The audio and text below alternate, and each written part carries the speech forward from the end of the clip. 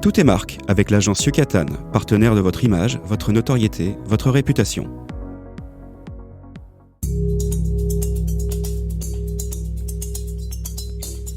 Tout est marque, une émission proposée et animée par François-Xavier Goudemont. Éclairer la vision et inspirer les actions.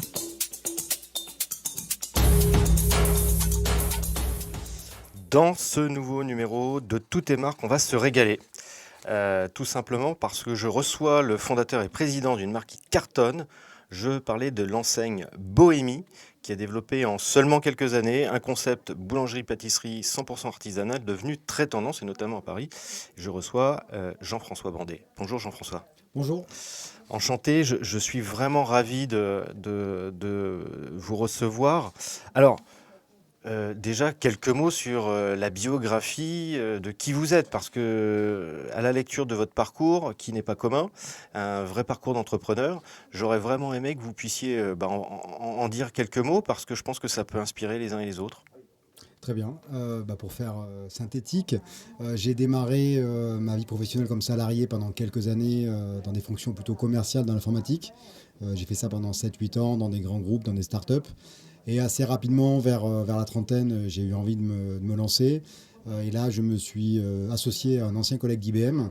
Et on a créé un distributeur de produits de sport de combat qui s'est vite transformé en marque de sport, marque qui s'appelle Venom, Eh oui. qui a démarré tout doucement à Paris et qui s'est développé tranquillement mais sûrement partout dans le monde, parce qu'aujourd'hui Venom c'est le sponsor officiel de l'UFC, c'est une marque mondiale. De MMA, donc pour les De moins, MMA, pour voilà. celles et ceux qui connaissent un peu moins Tout à fait. voilà, Donc, sport de combat. l'UFC étant la ligue principale de sport de combat dans le monde, donc aujourd'hui Venom doit représenter entre 100 et 150 millions d'euros de chiffre d'affaires, donc c'est une belle réussite française. Moi j'ai vendu mes parts et j'ai quitté le projet entre 2014 et 2016. Et donc j'ai ensuite enchaîné sur un nouveau projet en partant à nouveau de zéro qui s'appelle donc Bohémie, autour de l'univers de la boulangerie-pâtisserie 100% maison.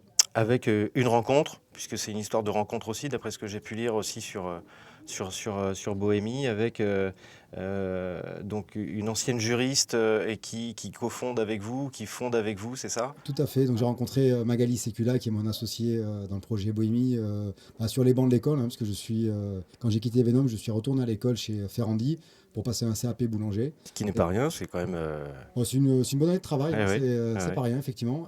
Et j'y ai rencontré donc Magali, qui était un peu dans le même esprit que moi et qui avait aussi une vocation à créer une nouvelle société. Et donc on s'est dit qu'on allait s'associer pour travailler ensemble. Et puis depuis, on ne s'est plus quitté au niveau professionnel. Et ça va faire maintenant 8 ans que Bohémie a été lancé. 8 ans, alors justement, pour débuter l'émission en tant que telle sur la marque, Jean-François, comment justement le projet... Alors déjà, non, j'allais oublier quand même, d'où vient ce nom Bohémie? Ouais, je me doutais que sur un podcast Tout est marque, la première question serait pour le nom. Pardon. Moi je venais de chez Venom, donc j'avais déjà, je savais que je voulais faire un projet orienté vers l'international. Donc je voulais une marque qui ne soit pas franco-française. Et je voulais aussi une marque qui soit finalement assez différente de l'univers de la boulangerie-pâtisserie. La boulangerie, c'est un secteur dans lequel les marques, c'est souvent des noms assez génériques. La boulangerie du Moulin, la boulangerie du 15e, des noms qui veulent tout dire et rien dire au fond. Et donc on voulait vraiment une marque qui soit une identité, pas forcément trop liée d'ailleurs directement à la boulangerie. Alors on y fait quand même référence, puisque Beau fait référence à la boulangerie, au beau, au bon. Donc là encore c'est référence à la mie de pain, et Bohémie, ça fait référence à la bohème, au voyage, à la poésie, et on trouve que c'était des valeurs. Il y a un petit côté féminin aussi. Ouais, c'est sympathique. C'est assez doux. Doux, qui se prononce bien dans différentes langues, c'était important pour nous. Qu'on puisse protéger partout dans le monde, c'était très important pour nous aussi. Et puis visuellement, c'était sympa, donc on trouve que ça cochait pas mal de cases. Et donc on est parti sur ça directement. Et d'emblée, novembre 2017, une première ouverture à Paris. Voilà, donc novembre 2017, rue Turbigo. Rue Turbigo, donc on ouvre très modestement avec quelques clients le premier jour. Et puis ensuite, ça s'est construit petit pain par petit pain. Et aujourd'hui, on a une société qui est beaucoup plus importante. Mais on a démarré vraiment de façon très classique par une seule boulangerie. Alors je connaissais le petit pas par petit pas, mais je ne connaissais pas le petit pain par petit pain. Pourquoi le choix de lancer une marque justement à Paris ? Ça aurait pu être à Lyon, ça aurait pu être à Marseille, ça aurait pu être à Bordeaux. Plusieurs raisons. Bon, première très pratique, c'est qu'on est parisien. Enfin, moi, je suis toulousain, mais j'habite à Paris depuis pas mal de temps. Oui. Et Paris, c'est la capitale mondiale de la gastronomie. Bohémie, c'est un projet international. Donc, l'idée, c'était vraiment d'avoir, dans une étape 1, de développer une belle marque, voire la plus belle marque possible sur Paris. Puisque tout le monde regarde Paris en boulangerie, même dans le monde. Et ensuite, d'utiliser cette notoriété pour se développer à l'international. Ce qui nous a permis notamment de lancer Bohémie à Barcelone, à Jeddah et à Séoul tout récemment. On a anticipé sur les questions, mais justement par rapport aujourd'hui, Bohémie, alors on va parler de son développement juste après, mais c'est quel chiffre d'affaires, combien de salariés? Alors cette année, on devrait faire entre 28 et 30 millions d'euros de chiffre d'affaires. En 2025, on a à peu près 200 salariés en France et 300 dans le monde. Et j'ai vu aussi que vous aviez consacré, vous avez des apprentis. Chaque année aussi, il y a cette notion aussi d'accompagnement, de formation, de former les équipes de demain. La boulangerie-pâtisserie, c'est un métier de formation, que ce soit en vente ou en production. On a des gens qui sont très seniors, qui ont beaucoup d'expérience, mais qui encadrent des gens qui, eux, démarrent dans le métier. Donc c'est vraiment une notion d'apprentissage et de transfert de compétences. Donc oui, on a vraiment des gens qui démarrent parfois à 15-16 ans, jusqu'à des gens qui sont en reconversion et qui viennent chez nous à 45-50 ans. Donc c'est vraiment très varié. Justement, avant de parler produits, ce que je trouve intéressant autour de la marque Bohémie, alors bien entendu, on peut dire que vous avez de superbes produits, de très bons produits, vous avez un beau concept boutique, mais ce que je trouve assez impressionnant en si peu d'années, c'est justement ce développement. Dans le fond, on vous retrouve à Paris. C'est combien? 6-7 adresses à Paris? 6 à Paris, oui. 6 à Paris, Aix-en-Provence, Oui. vous venez de citer Barcelone, Séoul, Jeddah. Oui. Vous vous arrêtez où? En fait, vous vous arrêtez pas? On ne s'arrête pas pour l'instant. La plus grande complexité, c'est pas tant de se développer que de se développer en gardant ses valeurs, son savoir-faire, sa qualité. Donc c'est pour ça que parfois il y a des temps de développement qui sont assez forts. L'année passée, on a ouvert 6 ou 7 boutiques en un an. Et là maintenant, on essaie vraiment plutôt de solidifier, de consolider. En propre. En propre pour la plupart. Ouais. Il y a aussi un peu de franchise à l'international. D'accord. Mais c'est pas tant de se développer, parce qu'on pourrait ouvrir 5, 10, 15 magasins. Mais après, c'est comment on s'assure que le service soit toujours le même, voire meilleur qu'avant. Et c'est ça la vraie complexité. Ouais. Ce matin, on faisait une précédente interview avec une autre grande marque que je ne citerai pas. Je laisserai aux auditeurs, aux auditrices.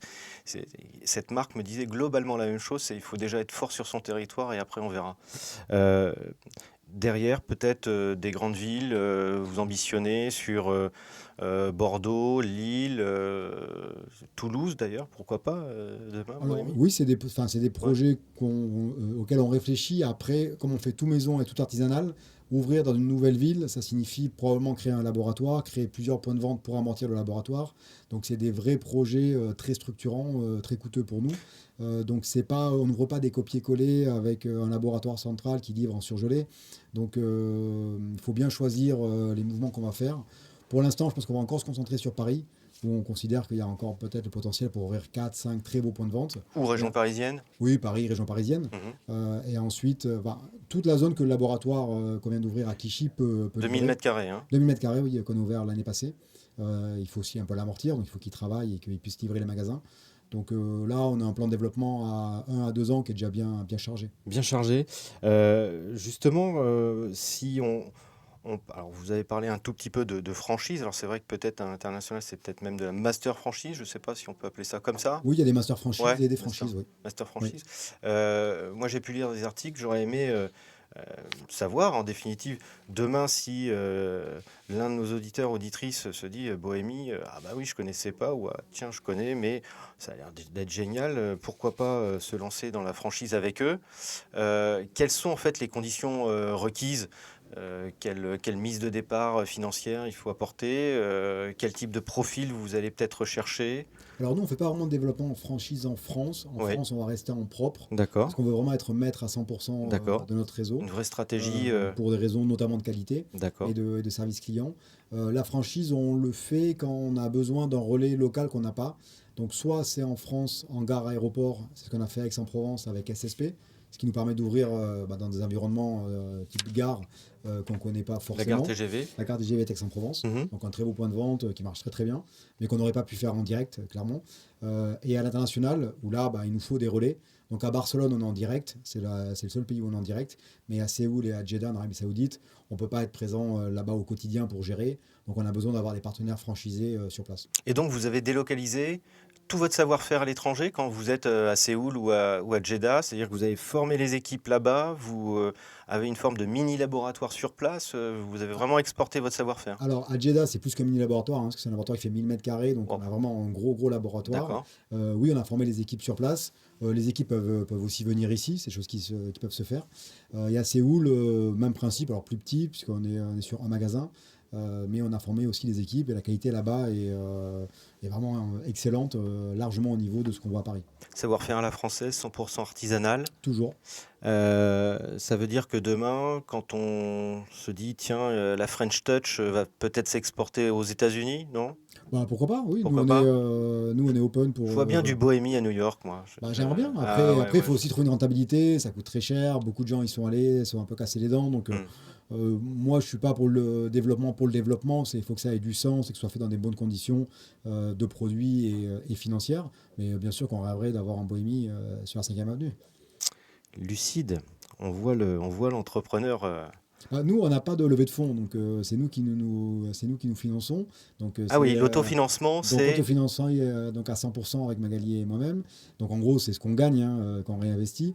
Donc on n'a pas vraiment le luxe de se dire on va les dépenser sur tel ou tel projet. Faites pas ça pour essayer. Non, on fait ça pour réussir. Donc et souvent, ça aide à réussir d'ailleurs. Ouais. On réussit mieux justement quand peut-être on a moins de dépendance financière et Oui, et puis ça vous oblige à être plus malin, plus économe, avoir de meilleures idées. le sens du détail. Sens du détail. L'argent, c'est pas forcément le meilleur conseiller, je pense. En parlant du sens du détail, la chose qui m'intrigue justement quand je regarde votre concept, vous l'avez pensé vous-même de A à Z? Le concept magasin? Oui. Enfin, moi et Magali, on a effectivement tout défini. Maintenant, on commence à se faire aider un petit peu par des architectes pour avoir des choses un petit peu plus premium. Mais tout l'ADN de Bohémie, c'est moi et Magali qui l'avons défini. Après, il n'y a rien de... Il n'y a rien de dingue dans le sens où ce qu'on s'est dit, on voulait qu'une belle marque de boulangerie, c'est quoi? C'est des excellents produits, un excellent service, de beaux endroits, de la propreté, des sourires. Donc c'est des choses très très simples, très compliquées à mettre en place, mais très simples dans l'idée de départ. Ouais. Donc la difficulté, elle n'est pas tant sur la vision du projet que sur son exécution. Je vous trouve plutôt modeste parce que, à bien y regarder, j'ai quand même un petit peu navigué dans les logiques de concept magasin.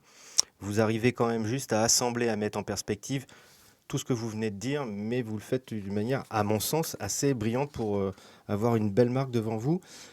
Bohémie, c'est la boulangerie du 21e siècle par excellence. Quand on voit la possibilité de commander sur un e-shop, de se faire livrer par exemple à Paris, c'est quand même pas aujourd'hui la majorité des boulangers qui le proposent, surtout en propre. Nous, on ne s'interdit rien en termes de modernité tant que ça ne vient pas avoir un impact sur le produit. Donc là, par exemple, on vient d'installer des bornes à Rivoli qui marchent extrêmement bien.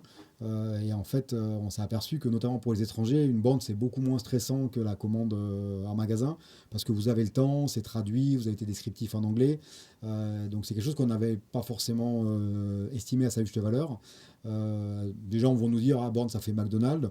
Mais si ça permet à un étranger d'être tranquille, de faire sa commande, de récupérer son produit, et nous, ça nous permet de fluidifier le process, pour moi, c'est très bien. Donc effectivement, on regarde vers tous ces sujets, vers les bornes, vers la commande en ligne, vers la livraison.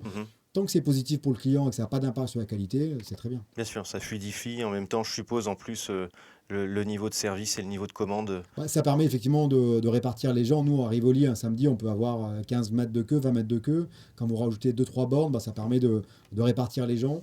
Et au final d'avoir un meilleur service. Côté produit, allez, je vais faire un peu mon candide, même si j'ai quand même regardé, et j'ai déjà consommé, donc je vois de ce qu'il en retourne, mais comment se compose justement, pour expliquer auprès des auditeurs et auditrices, votre gamme? En fait, c'est assez varié. Donc, on retrouve les grandes familles de produits d'une boulangerie-pâtisserie. Donc, il y a le pain, bien sûr. Il y a la viennoiserie qui est très importante pour nous. Donc, 100% maison en plus. Donc, ça nous permet de faire des choses un petit peu différentes de ce qu'on retrouve ailleurs. On va retrouver la partie pâtisserie, gâteau de voyage. Donc, soit de la pâtisserie très évoluée, soit des choses un peu plus simples comme des cheesecakes ou des brownies. et une partie salée, très importante pour travailler notamment le midi. Et sur ça, de façon transverse, on va retrouver tout ce qui est boisson, et notamment café, qui est une offre aussi de plus en plus importante. Donc finalement, on a toutes ces familles qui sont à peu près égales en termes de chiffre d'affaires, pas forcément égales tout au long de la journée. Donc le matin, vous allez vendre du café, de la viennoiserie, à midi plus du salé, le soir plus du pain, le week-end plus de sucré, et ça permet en fait de travailler toute la semaine et toute la journée. Vous avez aussi une offre végétarienne, d'après ce que j'ai vu. Oui. Votre produit star, c'est quoi? C'est le New York Roll Oui, on a le New York Roll en Hein viennoiserie, qui est une sorte de croissant en forme de roll Je le conseille, garni. hein. Je Ouais. le conseille, hein. New York Roll Jean Douja, Ouais. Ah bah, connaisseur. c'est validé, hein. Ok. C'est validé, hein. Oui, bah, le New York Roll, c'est Ouais. toute la viennoiserie en général, on est assez réputé pour, parce que c'est vrai que malheureusement à Paris, on voit de moins en moins de Le Babka, viennoiserie fait maison. Cannelle aussi, hein. Babka Cannelle, Hein. tout à fait. Ouais. Puis après en pâtisserie, on a un excellent cheesecake, un excellent flan, une belle offre salée, 100% maison. Donc on essaye dans chacune des gammes de pousser les curseurs le plus loin possible. Jusqu'à aller sur, on l'a vu sur les hivers précédents, si on vous suit un peu sur les réseaux, magnifique réalisation de bûches de Noël aussi. Bah, Vous c'est allez assez amusant parce loin, hein. parce qu'on parle de marque, effectivement, et pour nous, la bûche de Noël, c'est vraiment le moment de l'année où on peut faire briller la marque. Ouais. Donc l'idée, c'est de faire des bûches type palace, en fait, très simplement, pour justement se dire que Bohémie, c'est pas que la boulangerie du coin de la rue, alors très bonne, avec le bon service, mais c'est aussi des gens derrière qui sont capables de faire des choses qui soient extraordinaires. Avec beaucoup Nous, de créativité. Nous, tous les gens qui travaillent chez nous, ils ont tous travaillé dans les plus grands palaces de Paris, chez Pierre Hermé, dans les plus grandes maisons. Donc on sait faire ces choses-là aussi. Et là, cette année, par exemple, on travaille sur une bûche qui sera en forme de... Enfin, ce sera trois flocons, l'un sur l'autre, sur un support imprimé en 3D, qui va refaire un sapin de Noël avec une étoile sur le dessus. Enfin, ce sera, je pense, assez magique. C'est une exclue, tout est marque. Ouais, c'est une exclue, tout à fait. Ouais, C'est une exclue. merci. On est en train de la finaliser, puisqu'on va la shooter la semaine prochaine. Et franchement, on aura une bûche cette année qui, je pense, sera dans le top 10 des bûches de Paris. Mais on se bat contre des palaces, des grandes maisons, etc. Donc c'est intéressant. Enfin, Avec aussi, vous ne le soulignez pas, Jean-François, mais accessible d'un point de vue tarifaire aussi très accessible. nous, notamment sur les bûches, à partir du moment où on considère que de toute façon, sur une bûche, on perd beaucoup d'argent, en fait, on s'est dit, si c'est pour vendre 30 bûches à 150 euros, autant les vendre à 70 euros. Donc, c'est des bûches parce que c'est des bûches pour 10, 12, 15 personnes. Donc, c'est presque le prix d'une bûche qu'on pourrait avoir chez Picard. Mais c'est pas l'enjeu pour nous. L'enjeu pour nous, c'est vraiment de montrer sur 20, 30 ou 40 bûches. On pourra pas servir 3000 bûches comme ça, c'est pas possible. Mais c'est vraiment de montrer notre savoir-faire. C'est comme quand chez Audi, ils font une R8 qui est une voiture extraordinaire. Ça aide à vendre des Audi A3 et des Audi A4. Nous, c'est un peu la même logique. C'est montrer le savoir-faire pendant quelques jours en fin d'année pour montrer qu'on n'est pas que des vendeurs de croissants, aussi bons soient-ils. C'est le principe de tout le haut de gamme, comme dirait l'autre. Quand on aime par exemple le vin, c'est bien d'aller, même si on n'a pas les moyens, dans les très grands châteaux. Parce que même si on prend le vin de première catégorie, on sait que globalement, il est traité, ou presque, comme celui qui était peut-être le plus cher de la cave. C'est un petit peu ça, c'est-à-dire qu'au bout d'un moment, en fait, c'est quand même accessible à tout le monde, mais avec un savoir-faire, on va dire, très haut de gamme. Oui, puis ce qu'on veut dire aussi, c'est qu'en fait, la pâtisserie, il n'y a pas de miracle. C'est-à-dire, un gâteau dans un super palace ne sera pas 4 fois meilleur qu'un gâteau chez nous. Il aura des meilleures finitions, il aura des petits détails, mais finalement, vous aurez le même plaisir, enfin moi, pour en avoir goûté beaucoup, un très bon gâteau, parfois relativement simple, peut-être tout aussi bon, voire meilleur qu'un gâteau à 25 euros. Et puis, comme toute marque moderne, côté stratégie développement durable, je trouve ça aussi assez admirable. Je pense notamment aujourd'hui aux emballages, avec toutes les contraintes qui sont mises et accumulées les unes après les autres. Vous avez un engagement zéro déchet, emballage réutilisable. C'est pour après-demain, globalement. Nous, dès le premier jour, on a fait, déjà pour le surplace, on a donné des couverts réutilisables, donc c'est des choses qu'on fait quasiment depuis le premier jour. Ça nous paraît assez logique par rapport à notre métier. On a un métier, nous, d'artisans, on travaille beaucoup de matières premières, beaucoup de frais. Ça nous paraissait assez logique d'être un peu innovant sur ces sujets-là. Donc oui, c'est des sujets qui nous tiennent à cœur.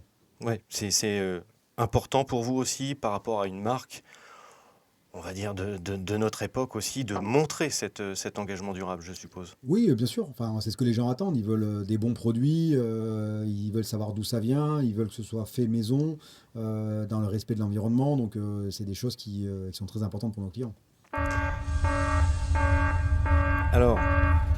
Comme dans toutes les émissions de Tout est marque, Et maintenant, c'est la question qui fâche. j'ai une petite question qui fâche, mais vous allez voir, en fait, cette question qui fâche, je pense qu'elle va même peut-être vous faire plaisir, figurez-vous, puisqu'il est impossible de passer à côté de cette histoire invraisemblable qui a fait la une de la presse en début d'année, notamment le journal Le Parisien, qui titrait « Un boulanger convoqué au commissariat pour avoir ouvert le 1er mai en vous menaçant de 80 000 euros ». Alors sachez qu'en plus, ça a attiré mon attention. Je vous ai même mis des petits likes et des petits commentaires à l'époque avec tout mon soutien.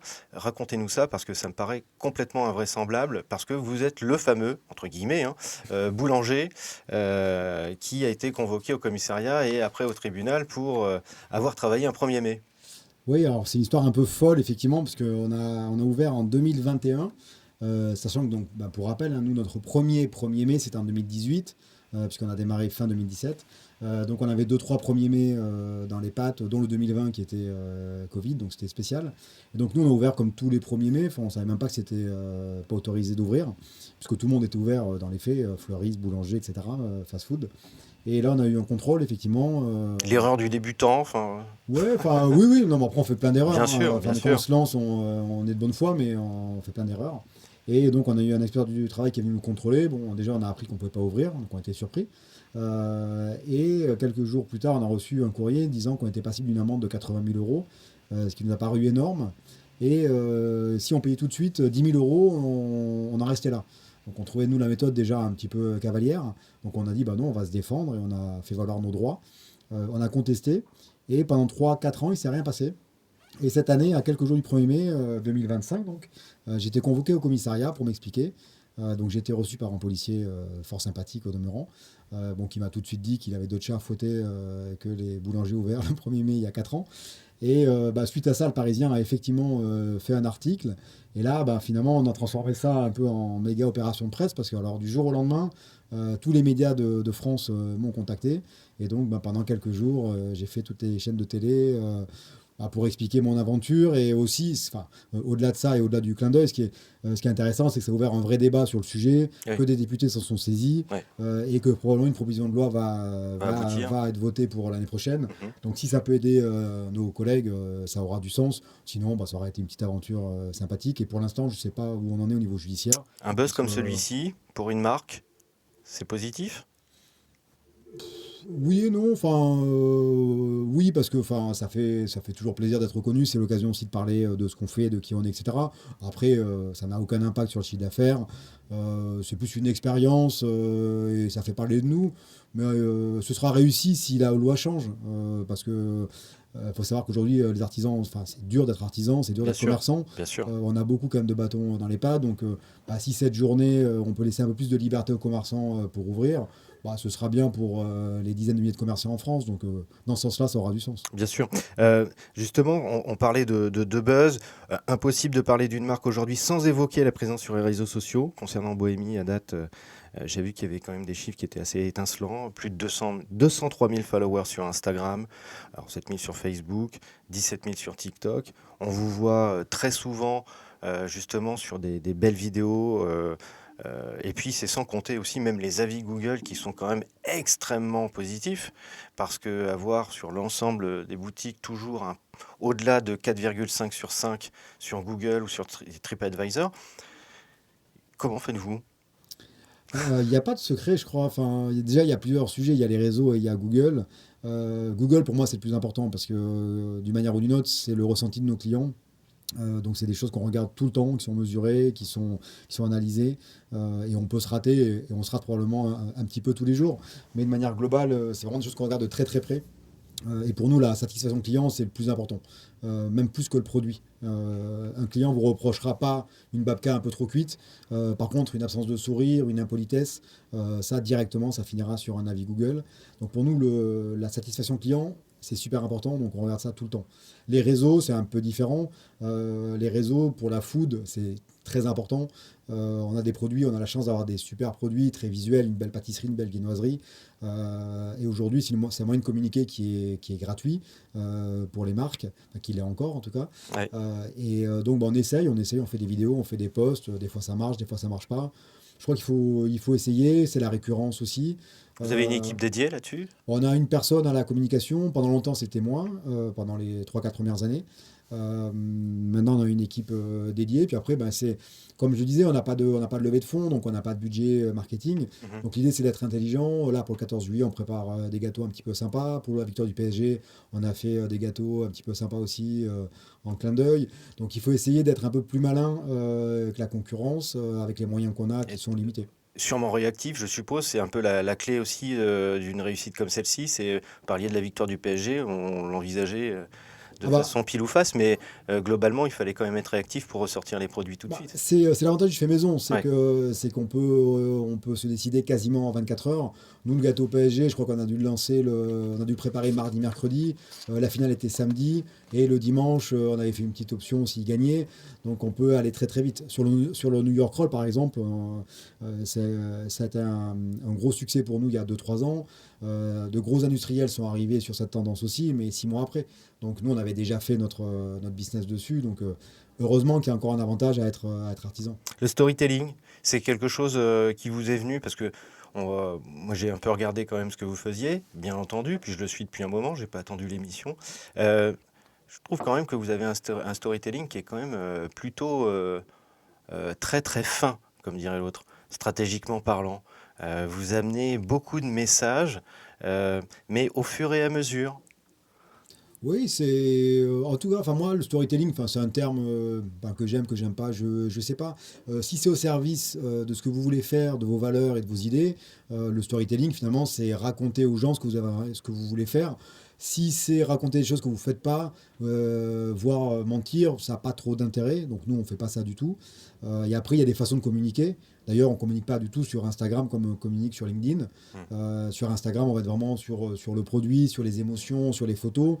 Sur LinkedIn, on va se permettre d'aller un petit peu plus sur la société, sur l'expérience, sur les galères qu'on peut rencontrer. Donc on essaye aussi de s'adapter aux différents supports. On arrive déjà à la fin de cette émission, ça passe super vite, on pourrait vous écouter 2 heures. Moi j'aimerais bien, vous êtes un serial entrepreneur, si vous aviez un conseil à donner à toutes celles et ceux qui créent une marque pour justement traverser le temps. Je pense qu'il faut, pour traverser le temps, je pense qu'il faut s'appuyer sur des fondamentaux. Chez Venom, notamment mon associé, je peux lui rendre hommage par rapport à ça, il disait toujours, si on fait des bons produits pour les pratiquants, dans 20 ans, dans 30 ans, on sera toujours là, parce qu'il y aura toujours des gens qui feront de la boxe, du running. Si vous faites que de la mode dans le sport, vous allez arriver très vite et disparaître très vite. Et l'alimentaire, pour moi, c'est pareil. Si vous cherchez le buzz en permanence sur des produits, mélanger un cookie avec un croissant, ça va marcher 2-3 mois, mais ce qui va faire durer une marque, c'est la qualité, c'est les valeurs vraiment profondes. Donc c'est vraiment connaître ses fondamentaux, les travailler, pas se faire aspirer par le buzz et la volonté d'aller vite, mais construire sur la durée. Pas toujours être sur la tendance. Merci beaucoup, Jean-François. Merci d'avoir partagé cette expérience. Je rappelle l'adresse du site internet bohemi.com pour bien entendu en savoir plus. Moi, je tiens aussi à remercier toutes celles et ceux qui nous écoutent. Vous êtes de plus en plus nombreux sur toutes les plateformes. Si cet épisode vous a plu, bien entendu, pensez à mettre un petit like, un commentaire, à vous abonner. Et je vous dis à très vite. C'était Tout est marque, disponible sur les plateformes podcast Spotify, Deezer et Apple Podcasts.